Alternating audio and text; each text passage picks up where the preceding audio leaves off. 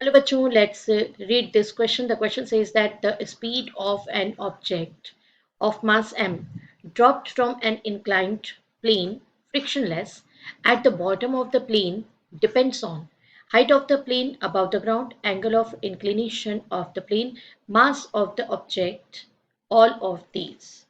We have to choose the correct option. आइए बच्चों सबसे पहले डिस्कस कर लेते हैं की कंसेप्ट। देखिए बच्चों यहाँ पर जो की कंसेप्ट है that is work energy theorem and इसके अकॉर्डिंगली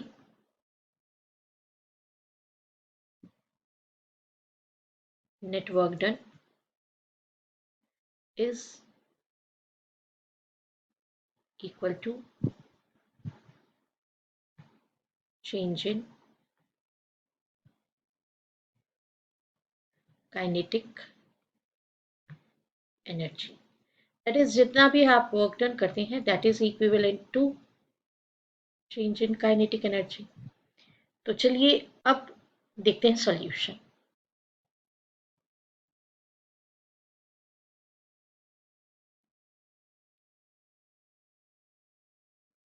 एक स्टूडेंट्स हमें जो कंडीशन गिवन है उस कंडीशन के अकॉर्डिंगली एक इंक्लाइंड प्लेन है और उस इंक्लाइंड प्लेन से आप क्या कर रहे हैं, एक बॉडी है जिसका कि मास m है, उसको आप रिलीज कर देते हैं और बॉटम तक ये बॉडी आ जाती है। ये बॉटम तक जब आती है तो बॉटम तक आने में आपको ये बताना है कि at the bottom of the plane इसका जो स्पीड है वो किस पर डिपेंड कर रहा है। तो हमने स्पीड इसका सपोज कर लिया v है कि ये v स्पीड से ये आ रही है बॉटम की तरफ। फिर ये वाला जो हाइट है मतलब ग्राउंड लेवल से इसका प्रीवियस पोजीशन जो है वो h हाइट पर है। तो इनिशियल और फाइनल काइनेटिक एनर्जी कितना होगा, तो initially object is at rest.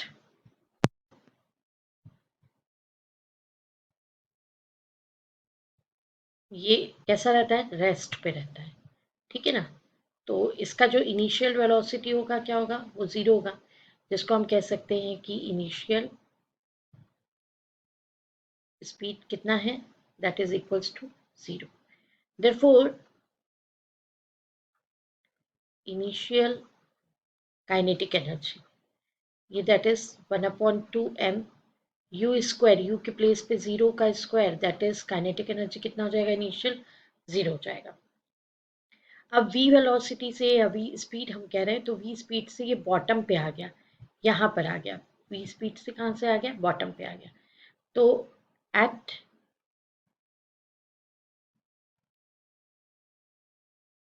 The bottom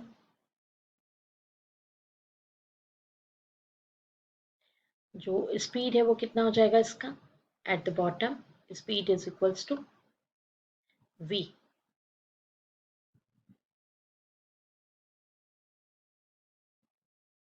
therefore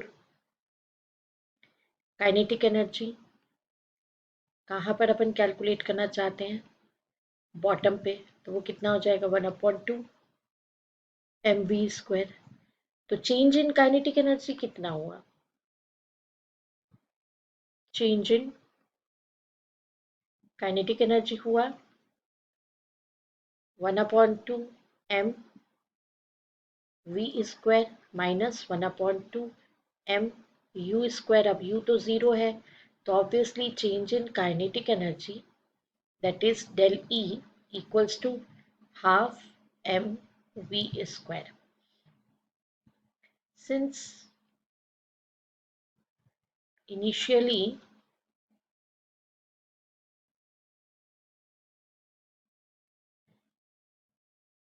object जो है वो कहाँ पे प्लेस्ड है, object is at rest and placed at the top,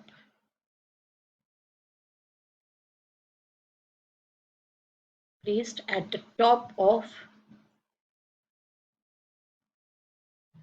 inclined plane, right.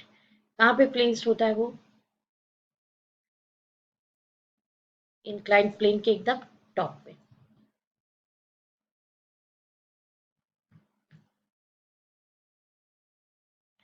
That is at height h। तो देन वर्क डन जो वहां पर इसको करने का है कि अपन वहां तक उसको प्लेस करते हैं, तो वो पोजीशन क्या है? F into H. तो फोर्स कितना है ग्रेविटी का? mg h। तो वर्क डन कितना हो रहा है वहां पर? mg h हो रहा है। तो वर्क डन जो है that is equals to mgh. Now according to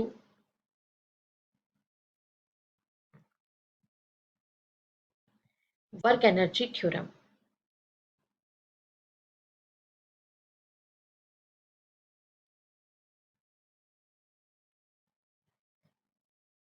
net work done जो भी है that is net work done is equal to